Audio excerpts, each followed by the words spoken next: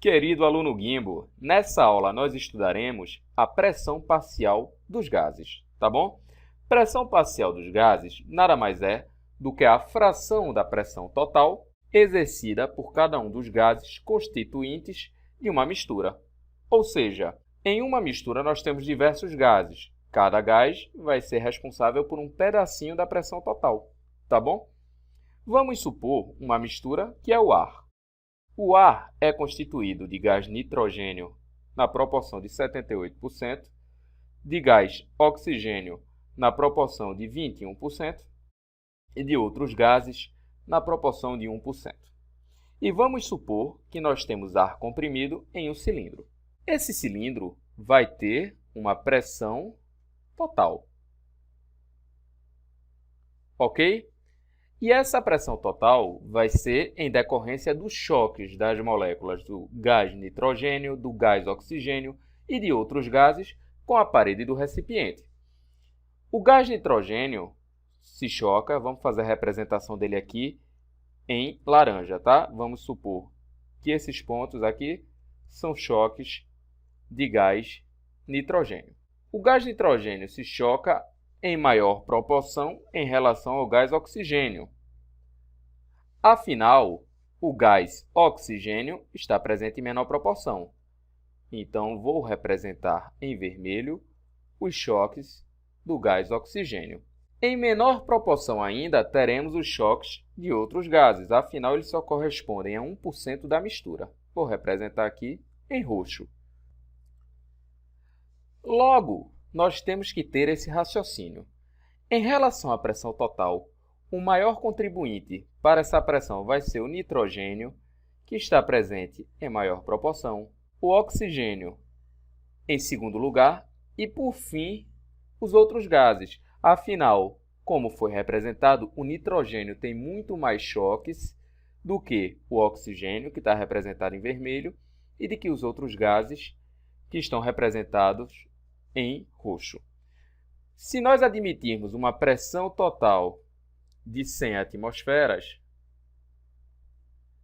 nós teríamos pressão referente ao nitrogênio de 78 atmosferas, pressão referente ao oxigênio de 21 atmosferas e a pressão referente aos outros gases, que eu vou representar como X, igual a 1 atmosfera. Vamos dar continuidade e partir agora para um exemplo de cálculo em questão da pressão parcial.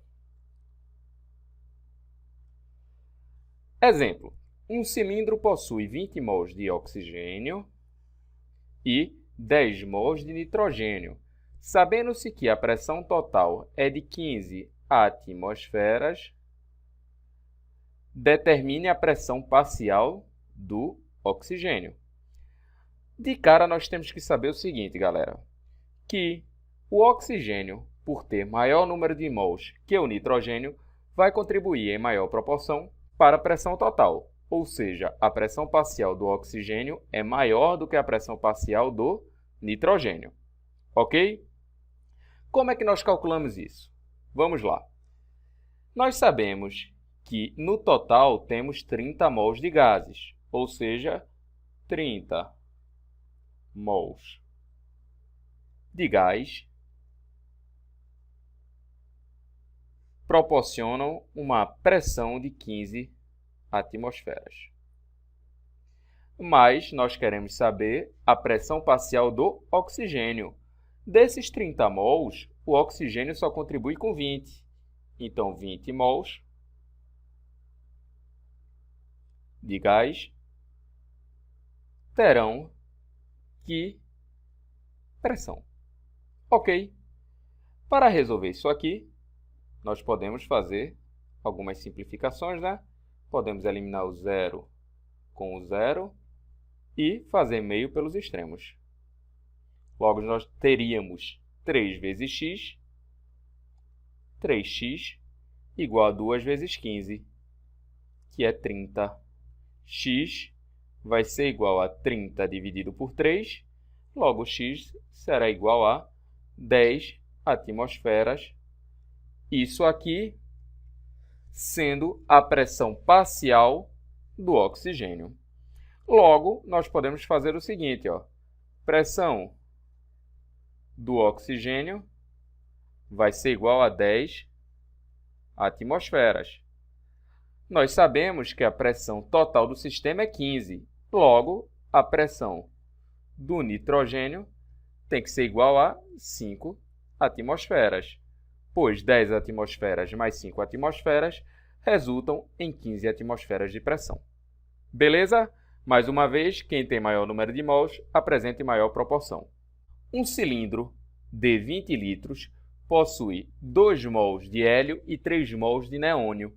Sabendo que a temperatura ambiente é 27 graus Celsius, determine a pressão parcial do neônio. Neônio será o maior contribuinte para a pressão total, afinal ele apresenta maior proporção em número de mols. Primeiro ponto, nós temos que calcular a pressão do sistema, que não foi fornecido. Então, vamos aplicar a equação de Clapeyron. Pressão vezes volume é igual a número de mols vezes a constante dos gases vezes a temperatura. Pressão nós desejamos saber. O volume é 20 litros, foi fornecido na questão. Número de mols, nós temos 2 mols de hélio e 3 mols de neônio, 5 mols ao total. Vezes a constante dos gases, 0,082, vezes a temperatura. Opa! Muito cuidado com a temperatura. A temperatura deve estar em Kelvin e a temperatura foi fornecida em graus Celsius. Temperatura em Kelvin vai ser igual a temperatura em graus Celsius mais 273. Isso aqui resulta em 300 Kelvin. Então, retornando para a nossa equação, 300 Kelvin. Então, minha pressão vai ser igual 5 vezes 3 dá 15. 0,082 vezes 100, separei 300 aqui em 3 vezes 100, tá bom? Dá 8,2. Isso aqui tudo dividido por 20. O 20 estava multiplicando, passou dividindo, ok?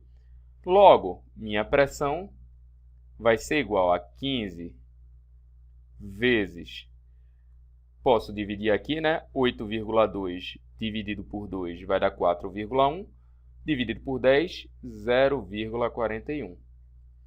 Minha pressão do sistema será igual a 6,15 atmosferas. Sabendo disso, nós podemos calcular a pressão parcial do neônio, né? No total, nós temos 5 mols de gás e uma pressão de 6,15 atmosferas.